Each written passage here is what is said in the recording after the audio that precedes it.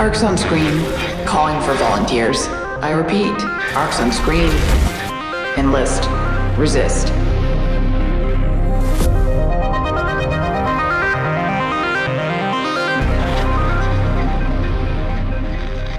Hey everyone, it's FLAK Fire. With Battlefield 2042 underwhelming many longtime fans of the series, attention is starting to shift to Embark Studios, and for good reason. A significant chunk of the developers and management are former DICE employees. It just has gotten to this point where if an old school DICE employee leaves, the first question out of everyone's mouth is, are you going to Embark? The studio is helmed by Patrick Soderlund. Yes, that if you don't like it, don't buy it, Soderlund. But they are doing some incredible work with 2 games under active development. Now, one of those games has a name, a teaser, and we might even get a reveal trailer this week. So, Embark announced their debut game via Twitter earlier this week. Dubbed Arc Raiders, the announcement featured a short teaser trailer. The 20-second video featured a lot of static, but we also had a few cryptic words and images. The voiceover states, Arc Zone screen calling for volunteers. I repeat, Arc Zone screen. Enlist, resist. It has a hollow feel with plenty of reverberation, so we're looking at something either underground or up in space, and the music definitely packed with some of those old school sci-fi synths. It gives off that space feel in some ways, certainly futuristic at minimum. In the few clear shots we can see something, presumably a ship or a person, being tracked on a screen, a vehicle with vertical takeoff and landing abilities, and a soldier being engaged by a rolling ball. And if you go frame by frame, you can see that this ball obviously mechanical in construction. It all matches the tone of teases from Embark for its third-person adventure game, which was allegedly codenamed Pioneer. Previous shots reveal its sprawling size and scope, as well as its gorgeous art direction.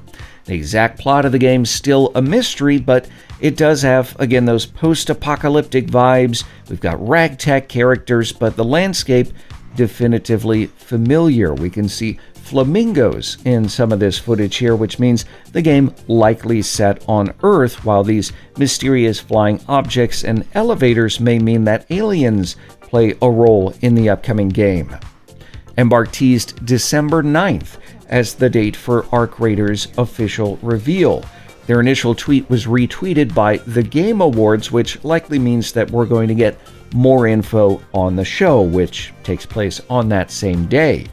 It looks like the game's official website will be arcraiders.com, though it's currently inactive. I did some digging there and also did some digging into the game's trademark filing with the US government. It includes references to books and periodicals, as well as controllers for video game consoles.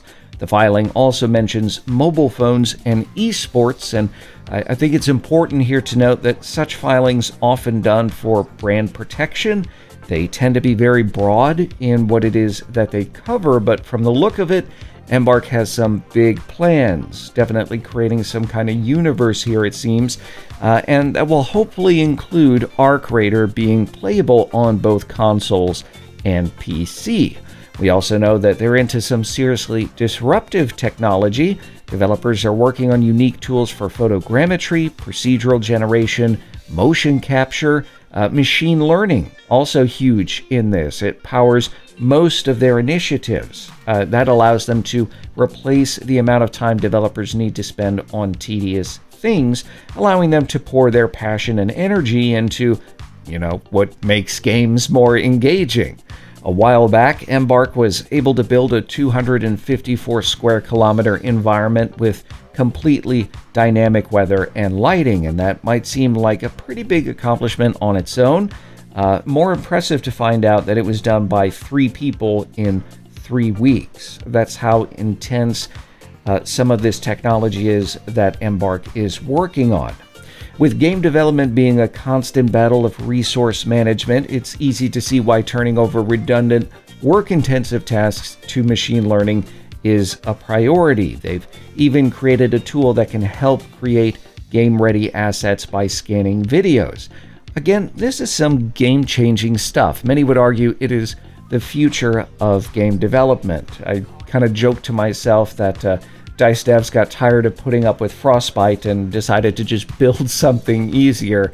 I don't know if that's true, but I would like to think it is. So I'm definitely anxious to see what Embark has up their sleeve in a few days. Tell me your thoughts on this below. With Battlefield struggling, I think it's safe to say a big chunk of the community will have their eyes on Arc Raiders, even if it's not in the same ballpark as Battlefield. Personally, I have missed the creativity of the old breed DICE developers, and it goes without saying that Embark is going to have a bit more creative freedom.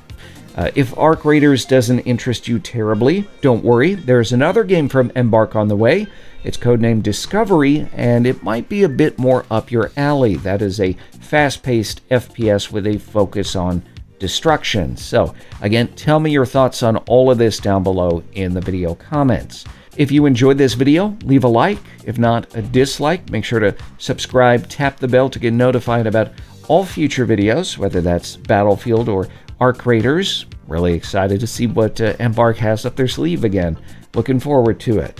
In the meantime, if you want to support the channel, keep your money, share this video. As always, thanks for watching.